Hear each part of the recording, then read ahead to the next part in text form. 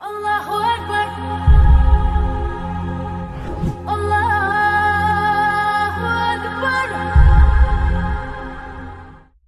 شروع اللہ کے نام سے جو نہایت مہربان اور رحم کرنے والا ہے۔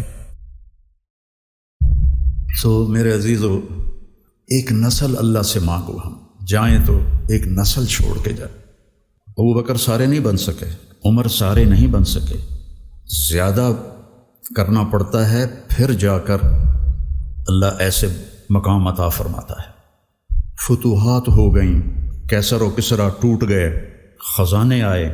کسرا کا تخت تاقدیس 140 ہاتھ لمبا، 110 ہاتھ چوڑا، 1 ایکڑ کے قریب، اور اس میں 1000 سونے کے گنبد لگے ہوئے تھے، اور 1,40,000 چاندی کی میخیں لگی ہوئی تھیں، اور اس کا 2.5 من کا وزنی تاج جو لٹکا ہوتا تھا وہ اس میں سر دے کے بیٹھتا تھا۔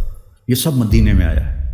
تو صحابہ کون 10 مبشرہ مشورہ کرنے لگے، عمر کو اب اپنا طریقہ بدلنا چاہیے، اللہ نے اتنی سہولت دے دی، کوئی خادم رکھے، چھنے ہوئے آٹے کی روٹی کھائے اور کپڑے اچھے پہنے، بڑے بڑے وفود آتے ہیں۔ تو حضرت علی کہنے لگے جو مرضی کر لو، مانے گا کوئی نہیں۔ کہنے لگے نہیں، بات تو کرنی چاہیے۔ تو کون بات کرے؟ کہا حفصہ اور عائشہ رضی اللہ عنہما، ایک بیٹی ہیں ازواج مطہرات میں سے ہیں، دوسری محبوب بے رسول ہیں، تو ان دونوں کو تیار کیا گیا۔ یہ دونوں تشریف لائیں تو لیٹے ہوئے تھے، اٹھ کے بیٹھ گئے۔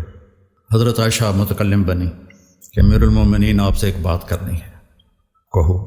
اللہ تعالیٰ نے ہمارے نبی کے دور میں دنیا نہ بھیجی، نہ انہوں نے دنیا کا ارادہ کیا، وہ ایسے ہی چلے گئے۔ میرے باپ کا زمانہ آیا، اللہ نے دنیا نہ بھیجی، نہ انہوں نے ارادہ کیا، تو وہ بھی ویسے ہی چلے گئے۔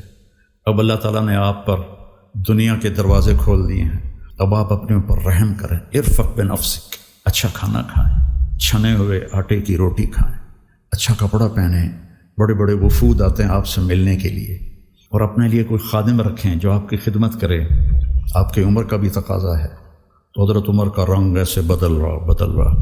جب حضرت عائشہ نے بات ختم کی تو کہنے لگے مجھے بتاؤ تمہیں کس نے بھیجا ہے؟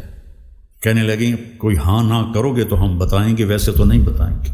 فرمانے لگے اگر مجھے بتا دو نا تو میں مار مار کے ان کے چہرے لہو لہان کر دوں۔ تو پھر وہ رو پڑے، پھر کہنے لگے حفصہ تو گھر والی ہے نا، تو بتا اللہ کے نبی نے دن میں کبھی 2 دفعہ کھانا کھایا؟ صبح کھایا تو شام نہیں کھایا، شام کھایا تو صبح نہیں کھایا۔ کہنے لگے اللہم نعم۔ کیا تجھے یاد ہے تیرے گھر میں نبی کا بستر کیا تھا؟ ایک بوریا تھا جس کو تو دوہرا کر کے بچھاتی تھی، ایک رات تو نے اس کی ایک تہ اور لگا دی۔ تو آپ نے پوچھا حفصہ میرا بستر بدل دیا ہے؟ کہ نہیں یا رسول اللہ، وہی ہے، ایک تہ اور لگا دی تاکہ آپ کے لیے نرم ہو جائے۔ کہ اسے واپس اسی طرح کر دے، مجھے رات کو اٹھنے میں مشکل پیش آئی ہے۔ حفصہ تجھے یاد ہے ایک دفعہ تو نے کھانا ایک تپائی پہ رکھ کے دیا تھا، تو اللہ کے نبی نے اٹھا کے زمین پہ رکھا تھا اور فرمایا تھا میں جیسے غلام کھاتے ہیں میں ایسے کھاؤں گا۔ اور تجھے یاد ہے اللہ کے نبی کے پاس ایک ہی جوڑا ہوتا تھا اور اس کو خود دھوتے تھے، اور بلال آ کر کہتے تھے کہ یا رسول اللہ الصلاۃ، تو آپ فرماتے تھے بلال میرے کپڑے خشک نہیں ہوئے۔ نماز لیٹ ہو جاتی تھی کہ دوسرا جوڑا نہیں ہوتا تھا۔ کہنے لگے جی ہاں۔ کیا تجھے یاد ہے کہ ایک دفعہ جوڑا بھی نہیں تھا اور آپ نے ایک انصاری عورت سے چادر منگوائی تھی اور وہ لپیٹ کر جا کے نماز پڑھائی تھی، وہ تمہیں یاد ہے؟ کہنے لگے جی ہاں۔ ساروں قطار رونے لگے۔ فرمایا عائشہ حفصہ جنہوں نے تمہیں بھیجا ہے انہیں جا کے کہو کہ 3 دوست تھے جو ایک منزل کی طرف چلے، پہلا چلا وہ پہنچ گیا، دوسرا چلا وہ بھی پہنچ گیا، اب تیسرا راستے میں ہے، ان کی راہ پر چلے گا تو ان تک پہنچے گا، اگر اس سے ادھر ادھر ہوا تو بھٹک جائے گا۔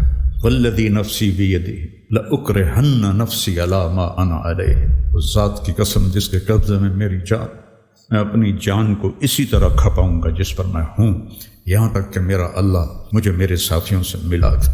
جب خنجر لگا اور امید کوئی نہ رہی بچنے کی تو آپ نے عبداللہ بن عمر کو بلایا اور فرمایا کہ جاؤ ام عائشہ سے کہو کہ عمر امیر المومنین نہ کہنا، عمر اپنے ساتھیوں کے پڑوس میں قبر کی جگہ چاہتا ہے، جب وہ تشریف لے گئے تو حضرت عائشہ بھی رو رہی تھیں. انہوں نے یہ روتے ہوئے عرض کی اماں جان میرا باپ عمر بن خطاب اپنے ساتھیوں کا پڑوس چاہتا ہے. تو حضرت عائشہ پھر رونے لگی کہ یہ جگہ تو میں نے اپنے لیے رکھی ہوئی تھی کہ میں اپنے باپ اور خامد کے ساتھ میری قبر بن جائے، لیکن عمر مجھ سے زیادہ حقدار ہے. مرحبا بہ. جب وہ آئے تو حضرت عمر کو بتایا کہ اجازت ہو گئی ہے. کہ نہیں بیٹا، ہو سکتا ہے میرے شرم میں اجازت دی ہو، جب میں مر جاؤں اور میرا جنازہ لے کے دروازے پر پہنچو تو دروازہ پر جنازہ رکھ دینا اور پھر اندر جا کے دوبارہ اجازت لینا. اس وقت اجازت ملے تو اندر لے جانا، ورنہ مجھے بقیع میں دفن کر دیں. تو حضرت علی اور حضرت حسن آئے تو گھبراہٹ دیکھی تو حضرت علی نے فرمایا موت سے ڈر گئے ہو؟ تو سنو، نہیں موت سے نہیں، ما بعد الموت سے ڈر رہا. تو کون ہے؟ لو کان بعدی نبی لکان عمر. کہہ رہے موت نہیں، موت کے بعد سے ڈر رہا. تو حضرت علی نے فرمایا نہ ڈرو، میں گواہی دیتا ہوں، میں نے اپنے نبی سے سنا سیدہ کہول اہل الجنت ابو بکر و عمر. تو حضرت عمر کہنے لگے حشر کے دن گواہی دو؟ فرمایا میں بھی دوں گا، میرا بیٹا حسن بھی دیکھ ساتھ. وہ تشریف لے گئے. پیچھے موت کے آثار نظر آئے تو ان کا گود میں سر تھا بیٹے کی، عبداللہ بن عمر کی. تو کہنے لگے ضعنی علی الارض، مجھے زمین پر ڈال. تو ان کا دل نہیں مانا تو انہوں نے پنڈلی پہ سر رکھ دیا. کہنے لگے وے حق تیرا ناس ہو، سنتے نہیں ہو کیا کہہ رہا ہوں، زمین پر ڈال. آپ مسجد میں داخل ہوئے. آپ کے دائیں طرف ابو بکر تھے، بائیں طرف عمر تھے. آپ نے فرمایا ہمیں دیکھ رہے ہو؟ صحابہ سے کہا جی. کہا قضا نحشر یوم القیامہ، اس طرح ہم محشر میں اٹھیں گے کہ میرے دائیں ابو بکر ہوگا اور بائیں میرا عمر ہوگا. آپ نے حضرت حفصہ کو طلاق دی تو اللہ کا فرشتہ آیا کہ میرے عمر کو تکلیف ہوگی، رجوع کرو، رجوع کرو. اپنے نبی کی منشا کے خلاف اللہ نے فیصلہ لیا کہ میرے عمر کو تکلیف ہوگی، رجوع کرو. تو آپ نے رجوع فرمایا. تو جب انہوں نے زمین پہ سر رکھا تو الٹے ہو گئے اور اپنا چہرہ زمین پہ نہ ایسے ملنے لگے. کہنے لگے ویل لک ولامک یا عمر ان لم یغفر لک ربک، ویل لک ولامک یا عمر ان لم یغفر لک ربک، ویل لک ولامک یا عمر ان لم یغفر لک ربک. یہی کہتے کہتے جان نکل گئی. تو برٹن رسل نے کہا، جو ایک دہریہ تھا انگریز مفکر، اگر ایک عمر اور ہوتا تو پوری دنیا میں اسلام پھیل جاتا. اور سارے صحابہ مرید تھے اور یہ مراد. اعز الاسلام باحد العمرین وبعمر بن الخطاب خاصۃ.